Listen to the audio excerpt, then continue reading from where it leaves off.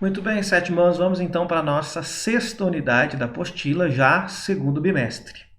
Então, na aula passada, nós conhecemos um pouco, na matéria passada, melhor dizendo, nós conhecemos um pouco sobre a África e agora nós vamos conhecer um pouco do Oriente, quando os portugueses então saíram em busca de uma nova rota para chegar às Índias, para comprar as especiarias e revender na Europa.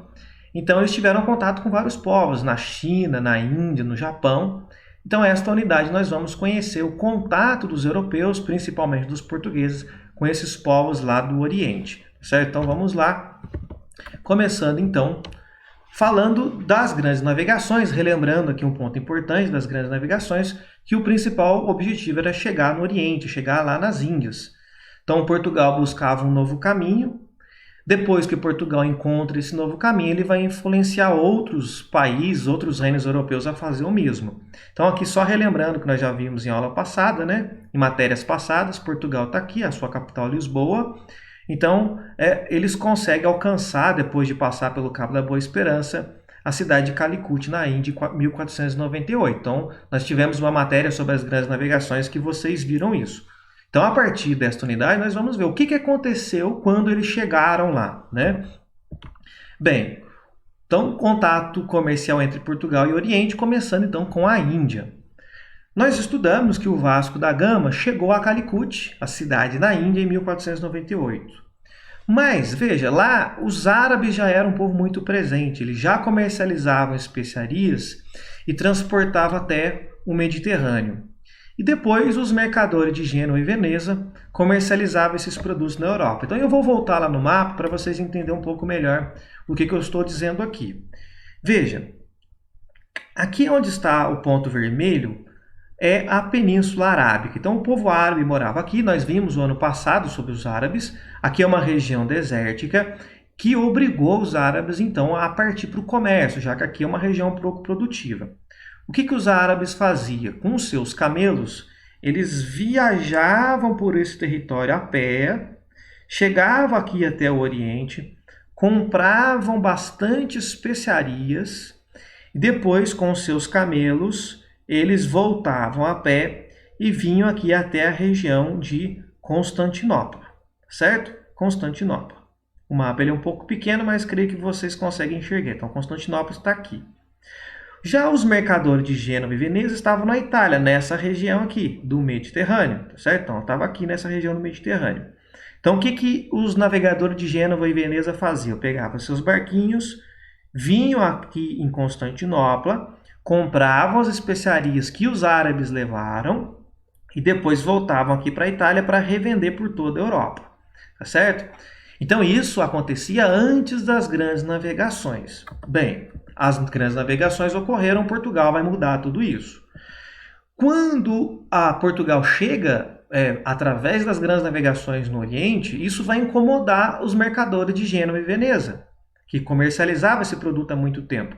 E claro que eles não queriam concorrência.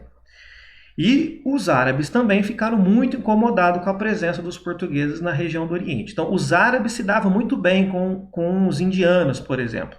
Mas, quando chega a Portugal, tem essa novidade, eles não queriam a presença dos portugueses lá. E para piorar a situação de Portugal, os portugueses não foram bem recebidos pelo líder local, que era chamado de Samorim. É o título dado ao líder local. Por quê?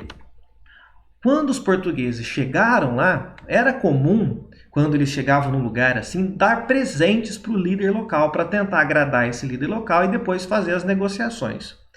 Quando eles deram o presente para o Samorim, eles deram presentes que, para os olhos do Samorim, era muito simples. Deram chapéus, bacias, azeite, mel, além de 2 cartas do rei português, o Dom Manuel, propondo acordos comerciais.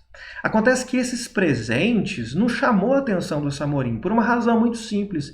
Lá no Oriente, eles não só tinham esses produtos, como eram às vezes até muito melhor do que aqueles que Portugal levaram. Então ele ficou muito ofendido porque ele percebeu que esses presentes não passavam de bugigangas, coisa que não tinha serventia nenhuma. Então o que eles tinham lá na terra deles era muito melhor do que os portugueses levaram. E o Samorim, claro, não gostou disso, ficou muito ofendido com esses presentes péssimos que os portugueses deram E aí ele não se interessou em fazer nenhum acordo com Portugal, rejeitou fazer acordo com os portugueses. Além disso, chegou então a informação que os portugueses eram violentos, eram agressivos, eram muito rudes. Então isso prejudicou bastante a imagem dos portugueses. E os portugueses, diante de toda essa situação, tiveram muita dificuldade de comunicar com os indianos, por conta da língua, por conta da diferença cultural e assim por diante. Eles eram muito estranhos aos olhos dos indianos. Mas mesmo assim, eles conseguiram uma permissão para comprar algumas mercadorias locais. Talvez os indianos autorizaram eles a comprar para ficar livre deles de uma vez. E eles retornaram então com toneladas de especiarias para a Europa, levando gengibre, pimenta, canela, dentre vários outros tipos de especiarias. E só para vocês terem uma ideia, quando eles voltaram para Portugal com esses produtos, eles tiveram um lucro estimado em 4.000%. Ou seja, é um lucro muito, mas muito grande, certo? Isso significa então que a viagem foi um sucesso. A viagem foi um sucesso total, foi espetacular. O lucro foi gigantesco com a venda dessa primeira viagem de especiarias. Então, o que vai passar na cabeça do rei português, do Dom Manuel? Que aqui está o caminho do ouro, da mina de ouro. Aqui eles vão conseguir riqueza fácil. E aí ele vai mandar outras expedições para as Índias. Então, quando chega a primeira, que eles viram os navios carregados de toneladas de especiarias, e quando venderam essas especiarias o lucro foi gigantesco, é claro que o rei português vai mandar outras expedições. Acontece que as outras expedições vai ser bem diferente desta primeira. Vai ser diferente porque o rei português vai querer ter uma ideia mais de dominação da região oriental. E aí é claro que nós teremos conflitos entre os portugueses e os orientais. Mas essas próximas expedições, esses conflitos, nós vamos ver nas próximas aulas.